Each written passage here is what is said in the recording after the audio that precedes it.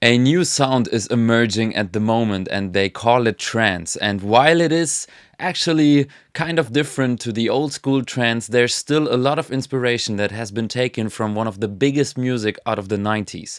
And especially the synth in those tracks are very similar to those back in the days. So in this video I want to show you 3 different ways how you can get inspired by old school trance for your new trance productions.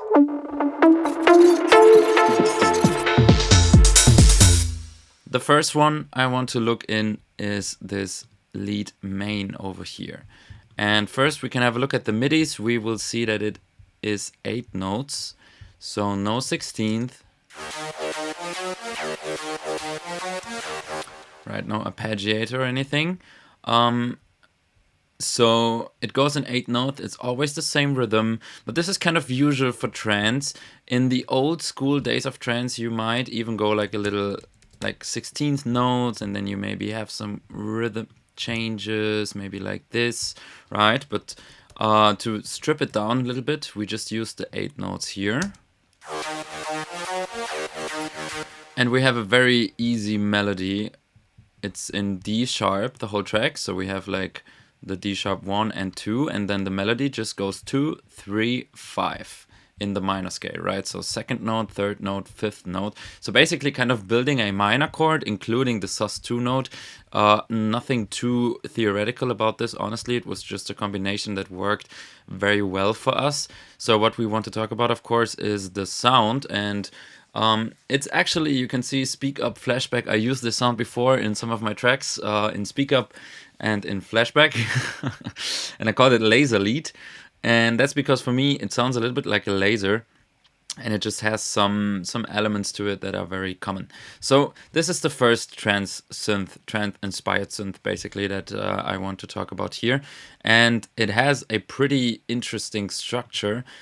Because we see it's all about the different oscillators, and we have 2 different saw waves over here and a square, but you can see the square wave is not actually playing, basically. It's at minus infinity level, but it's used for FM modulation over here. So what do we see at first glance? We see that 2 saw oscillators both have unison. They are very wide, so if I go to mono,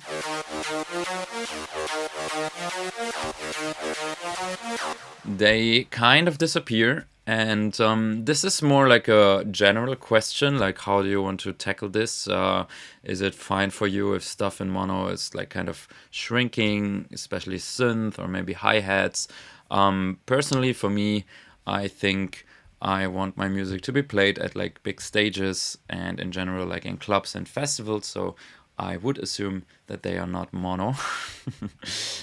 So I mean, it's important to have like a good balance, but especially for like lead synth, if I want them wide, I put them wide. There's no problem for me, honestly. So so we have double unison. Of course, if we put the unison away, it already sounds pretty cool, but it kind of lacks the kind of many voice feeling that the unison gives. And of course, what you can always do is go to the width over here and decrease it. But you have to be aware that this only lowers the volume basically of the side signal, from what I hear. So basically, if you lower this, you should make it a bit louder, and this will center the sound a bit more. I didn't do it here. We decided to not do this. Instead,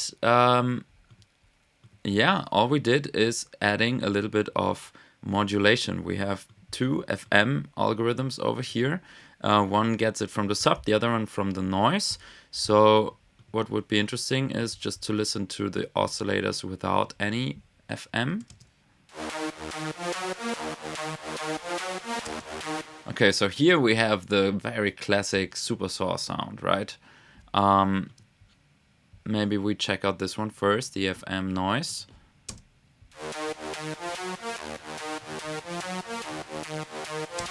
You can tell it really doesn't do a lot. It basically, like, it adds a little bit of noise to the sound, but like really just a little bit. It's not all that much. So much more is happening in this one. If we go over here, and if we enable it again from the sub, you can hear it gets this kind of crazy texture going up and down, and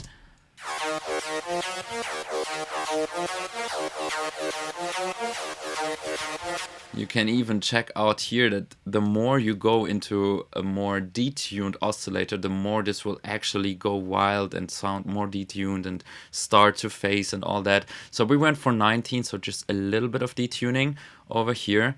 And yeah, basically this is the two oscillators. And for me, it's all about the FM here. This is maybe not the most typical trance approach, because this synth already would work, but I thought to make it a bit more modern, it's always cool to include some more techniques. And yeah, with the sub oscillator as a square wave, we could achieve that.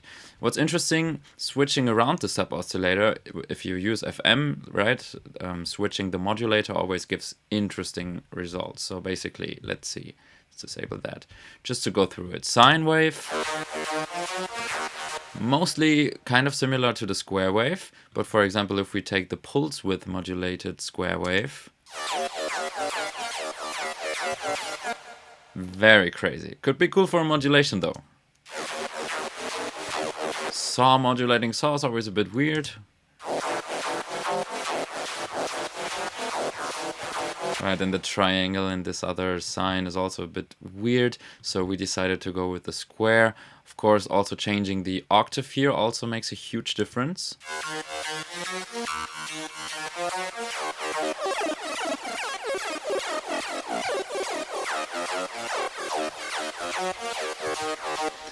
It's also cool because we play different octaves, right? We play the lower, the octave 1, and then the octave 2 as well. So this kind of gives interesting textures for the FM. Just to show you a bit some different ideas, the sound was just finished by this very interesting high pass filter that goes like basically the other way around. Usually you would have a low pass that's opening up with the envelope. Here we have a high pass that is like filtering everything away just in the beginning.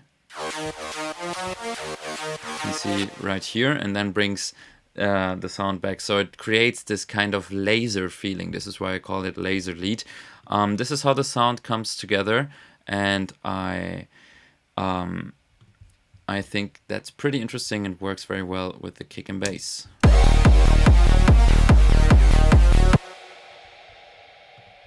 So next up is this one. And in this one, what we want to talk about is basically just the general sound of it. It's not the most special sound in terms of like sound design. You can see it's again like a saw wave, another saw wave. They're both a little bit modulated to change kind of the texture of it. So we have some pulse width modulation, we have some bending, right, coming from here. And especially the bending, but in a sense the combination of both makes it very interesting, so that the bottom end of the sound kind of becomes a little quieter, like kind of fades away, and the sound becomes more top heavy, which makes it feel very light. And this is very important, I think, for this sound, because it should feel very plucky, very like high fidelity kind of sound.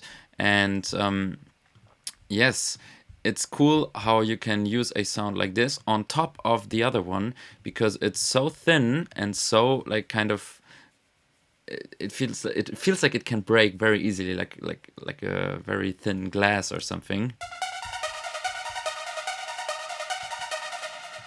And if you layer that,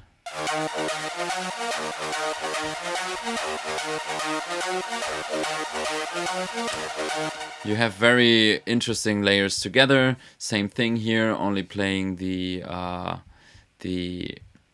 8 notes basically. Also very short notes, notice that.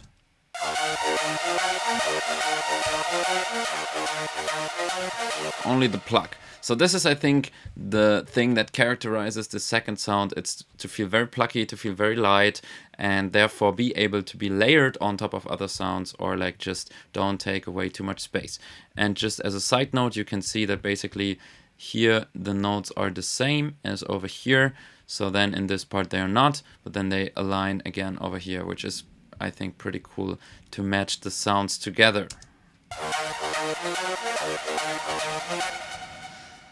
The last trance synth that I want to talk about here is the trancey chords, and they are used for like the break and also like kind of the final part of the track over here. And so this is basically a trance gate. A trance gate means that you control the volume of a sound in a certain way, and you can see that's right there. We use the same sound as for the pluck, but in different octaves, and they actually play chords. So you can see here, it's like 3 notes.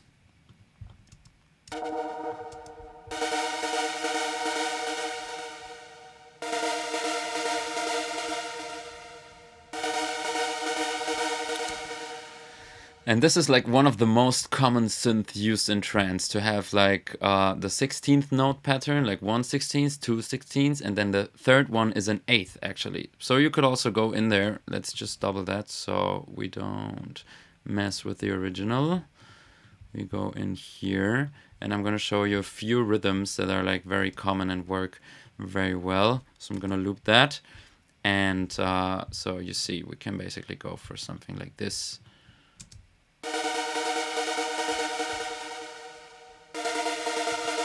So that's like just 16th note, but then we can also go over here and have this da-da-da, da-da-da. That's the most common for trance. And of course, changing kind of the shape of it also creates a nice, you can create nice different rhythms like this, for example.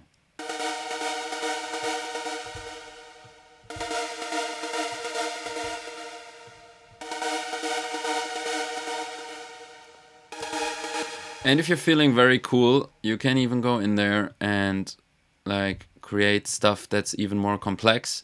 It will also take you a bit more time, but you can essentially, I switch to a half now. So we have the opposite of, no, not the opposite. We have the double length. So this is the same we had before. And now on the second part, I wanted to have like just a little bit of a different rhythm. So I'm gonna go like this. Over here, another 16th, and then I want the long note to be here already, like this, and then have another 16th in the end.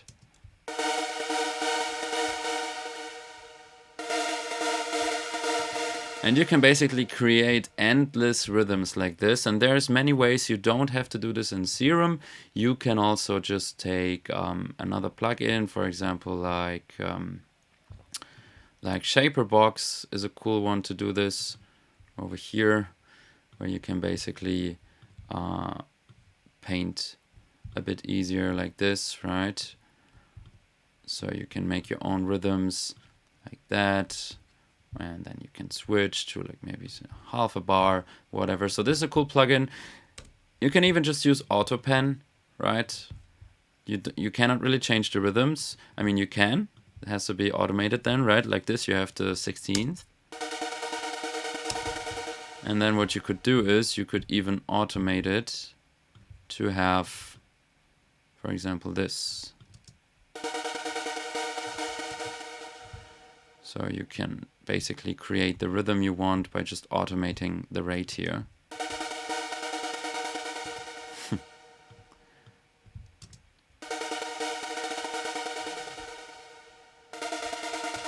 Can also create pretty nice rhythms.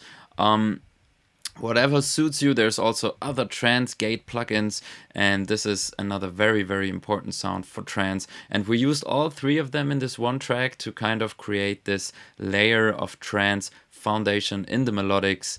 to set the scene basically. So I hope this was a helpful video for you. I want to let you know that this is actually part of a much bigger video only available for the people of the 909 Tribe mentorship on School. So if you are interested in joining there and not only getting this video, but a video every month, a podcast every month, a mentor who gives you direct and private feedback, and a big community full of music producers that will help you, where you can discuss your questions and ask feedback for your tracks, and even much more, like remix challenges and all. It's way too much to list it here. Then you should consider joining us there. Check the link in the description and maybe see you there.